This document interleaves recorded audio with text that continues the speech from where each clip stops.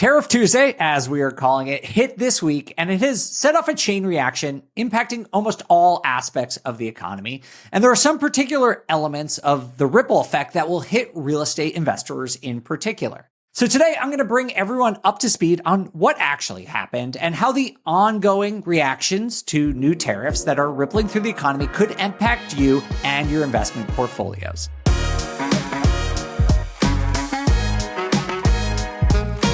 Hey everyone, it's Dave, and 2025 so far has been super packed with economic news. And this week was no different. We had tariffs going into place, a big sell-off in the stock market. We had a major recession indicator going off. And on the upside, we had mortgage rates dropping even further. It's a lot. And I know last week we did a bit of an econ update, but we got a ton of positive feedback on that show asking us for more of those types of updates. So I'm going to do another update on what happened this week because, as I said, there is a lot to take in. But we here at On the Market, we got your back. We've been following all the news closely. We've been doing a lot of research. And in this episode, we're going to bring you the most up-to-date information that we have that you need to drive your investing, your business, and your personal spending decisions forward. In this episode, I'm going to just briefly recap on what tariffs are. We actually talked about tariffs in detail a couple weeks ago and explained sort of the backstory. So if you want a refresher, you can check out the On the Market episode back from February 6th. We'll also in this episode talk about what has actually happened this week, or at least as of this recording on the afternoon of March 5th, and why that all matters. We'll talk about how tariffs are specifically impacting real estate investors, how they're impacting all Americans, and what the economic ripple effects might be in both the short and the long term. And most importantly, of course, at least to many people listening, we'll talk about how this is going to impact mortgage rates because it's kind of confusing. It may drive them up. It might drive them down. I will give you my opinion on that. Let's get into it. All right. So first things first, a quick recap on tariffs and what they are in the first place. Tariffs are essentially a tax and they are paid by importers. In global trade, there are two sides of any equation. There are importers, that's in the country that receives the goods, and there are exporters. And tariffs specifically are paid by importers. So when the Trump administration implements tariffs, that means American companies that are importing goods from other nations are faced with a new tax. So for example, and this is a real example based on what happened yesterday, if you're an American company importing lumber from Canada to build homes in the United States, that lumber essentially now costs you 25% more. Or if, for example, you are now wanting to import electronics, let's say from China, those are going to cost 20% more. And because these American companies are paying more or paying this tax, most people agree that tariffs are inflationary because that company that's importing these goods and facing higher fees are almost certainly going to pass at least some of those increased costs onto consumers, which will drive up consumer prices. Now, of course, there are two sides and not everyone agrees on whether or not tariffs are good. The Trump administration clearly believes that these are worthwhile, either as a negotiating tool to help boost U.S. manufacturing or as a new revenue source for the U.S., where detractors say that those benefits won't materialize, or even if some of them do materialize, they won't be worth the cost of inflation that almost everyone agrees will come with the implementation of these tariffs. So that's basically what tariffs are. But let's shift gears and talk about what actually happened this last week, because it has been very confusing and hard to follow. We've had tariffs go on, we've seen pauses, we've had tariffs come off. So basically what happened this past week is after a couple of threats and failed negotiations, the United States has imposed the following tariffs. There are 25% tariffs on goods coming from Mexico. There are 25% tariffs on goods coming from Canada and an additional 10% tariff on goods coming from China, which brings the total tariff up to 20%. Because if you remember, a couple of weeks ago, the Trump administration had already implemented a 10% tariff against China. That was on Tuesday, yesterday. That was March 4th. It's now the afternoon of March 5th, we're recording this as late as possible before we could release this, we did see that there has been at least a 1 month pause in tariffs on automobiles. And we've also heard that there's continuing negotiations. So these things are still very fluid and they could change. But for the purposes of this video, we're going to talk about what we know today and what the implications of tariffs as they currently stand could be. So where we stand today is now we have large tariffs on the United States' three biggest trading partners. The three biggest trading partners that we have are Mexico, China, and Canada. Mexico is the biggest with $506 billion per year. China comes next at $439 billion, and Canada comes in third at $412. They're by far the biggest. Those are all over $400 billion. The next closest, Germany, is $160 billion. So these are by far our three biggest trade partners. Now, we've implemented these tariffs against our three biggest trading partners, but there have been what are called retaliatory tariffs as well, which means that the governments of Canada, Mexico, and China are implementing their own tariffs to potentially damage the export of American goods. Canada has already responded with tariffs of about $100 billion on U.S. imports. The government of Ontario said they were going to halt all U.S. liquor imports. Mexico has indicated they would retaliate, but they're not going to announce the specifics until this coming Sunday. And China has implemented 15% tariffs on American imports, which include a lot of agricultural products and stuff like chicken, wheat, corn, cotton, pork, beef, that kind of stuff. So, like I said, we don't know exactly where this goes from here, but it has the potential to escalate. The White House has said repeatedly that there is a retaliation clause added to the measures that they implemented, which basically means that if any country chooses to retaliate in any way, they reserve the right to increase the tariffs on Canada, Mexico, and China. Now, on the other hand, there are still negotiations going on, so there could be a deal that is reached. Again, we just don't know, but we have to sort of operate under the assumption that these tariffs are going to be roughly around where they are today, because as investors, we need to make decisions about our portfolios, about our spending, and we can't just be guessing about the future. We should at least be thinking about how current implementation of tariffs impacts each and every one of us. So let's talk about that. Let's talk about the immediate impact to real estate investors. The biggest, most immediate, obvious thing, at least to me, is the impact that these tariffs could have on construction. Now, we all know things like lumber, oil, electronics are all important to construction, and those are things that we largely import. We import by far the majority of our lumber imports from Canada. We import a lot of oil from Canada, particularly in the Midwest and the Northeast could be seeing higher energy costs, and a lot of electronics come from China. So it's hard to say exactly how much these goods could go up, but we've seen, just for example, we've seen lumber prices already before these tariffs went into place. Lumber prices had already gone up 11% in just a single month. And so that could be very significant for the construction industry. And this comes during a time while there are already questions about the construction industry. We see high borrowing costs, oversupply in the multifamily space, weakness in the commercial markets already hampering construction.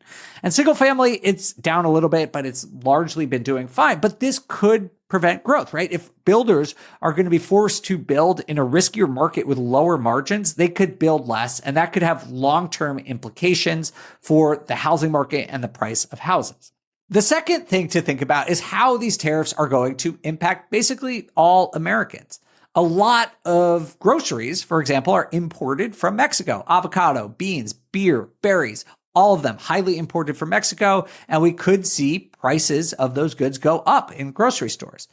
Cars are a really big one. This is one that's been on my mind. Automobile sales are a huge part of GDP in this country, and an enormous amount of cars are imported from Canada, from Mexico. Something like between 25 and 50% of all vehicles by American manufacturers. These are companies like Ford, GM, and Stellantis, who makes like Chrysler and Jeep. They import like up to 40% of parts or even entire cars from other North American countries. So this could be really hurtful for any areas that have large areas of automobile manufacturing. I personally own properties in Michigan, and it's something that I am frankly a bit worried about. And as I said before, we know as of today that there has been at least a 1 month pause on those tariffs, but if they do come back, they could be painful. And I do think if these tariffs stay, that inflation is going to go up in the short term.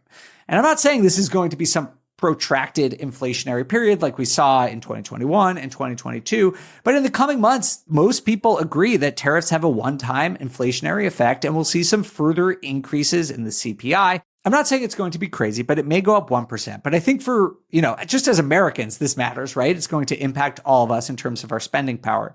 But for real estate investors, it could also impact tenants' ability to pay or people's willingness to form new household, which could negatively impact demand for rental properties. Now, we are still a far way away from that. I am not saying that you should be concerned about that right now, but these are just some things that could happen if tariffs stay as they are today. Those are some of the primary impacts, at least on real estate investors, but there are a lot of secondary impacts, like what's going on with the stock market and mortgage rates. We will get to those, but first we have to take a quick break. I'll be right back.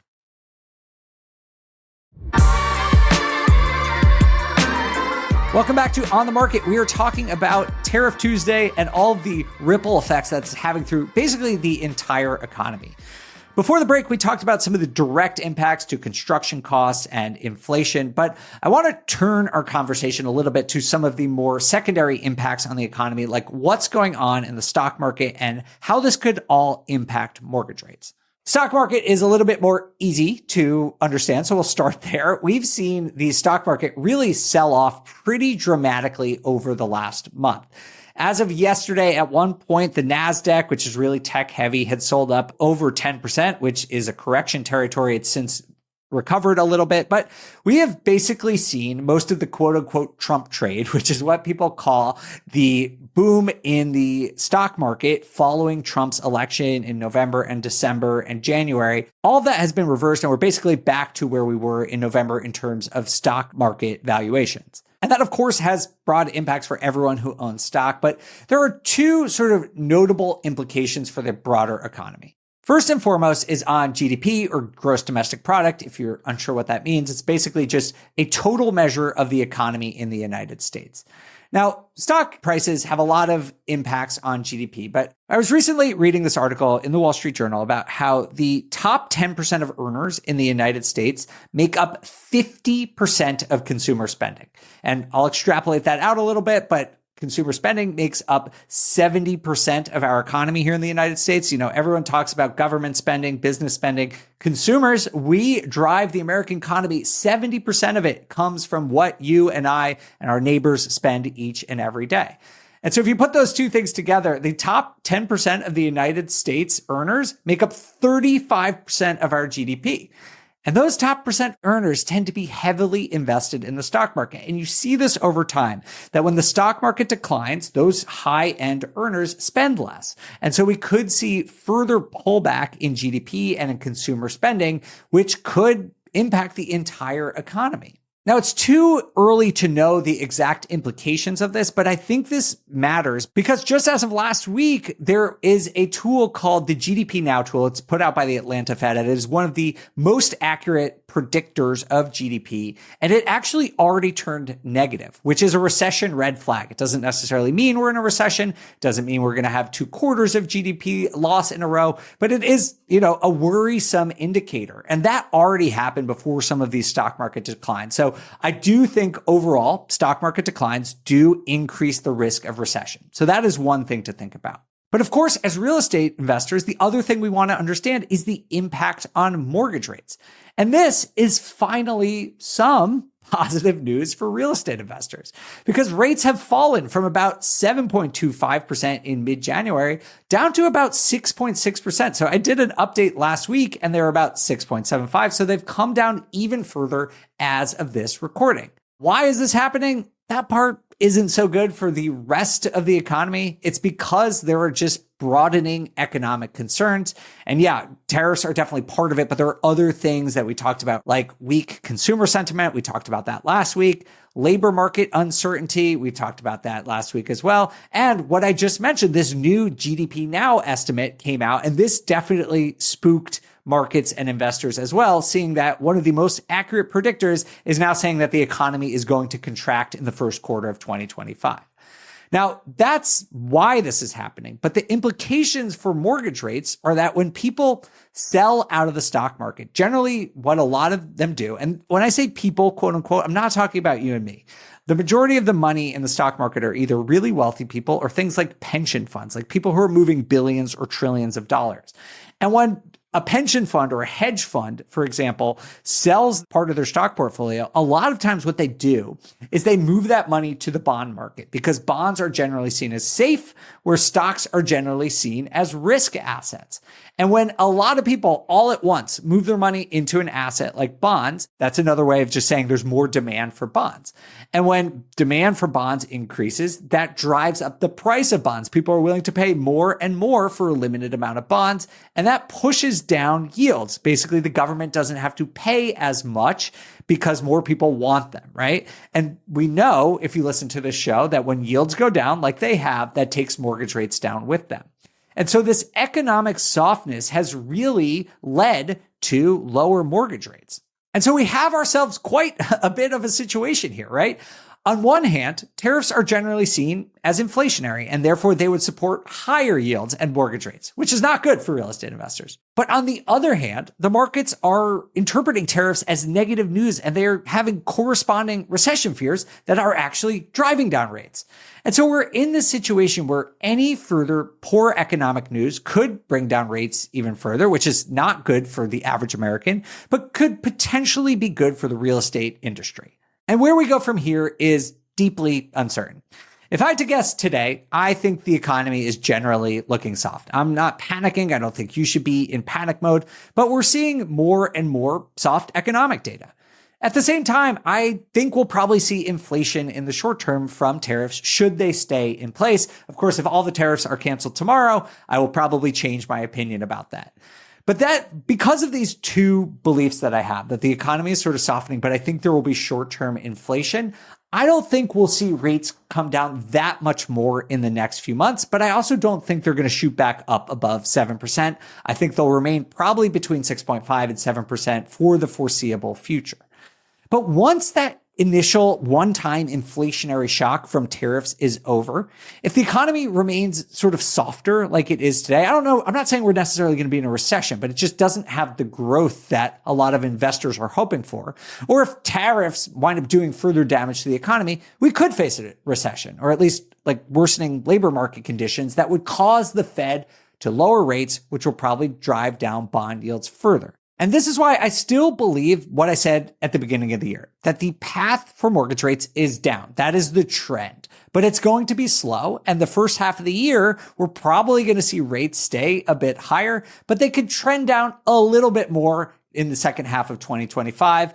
I don't think they're going to go below 6%. I've said I don't think it's unlikely they're going to go below 6.25 unless we go into a recession. And I think it's too early to say that that is a likely scenario. Like I said, the economy is soft, but I think it's way too soon to implicate anything like a recession just yet. All right. Well, we do have a lot more to cover today, but we do have to take a quick break. We'll be right back.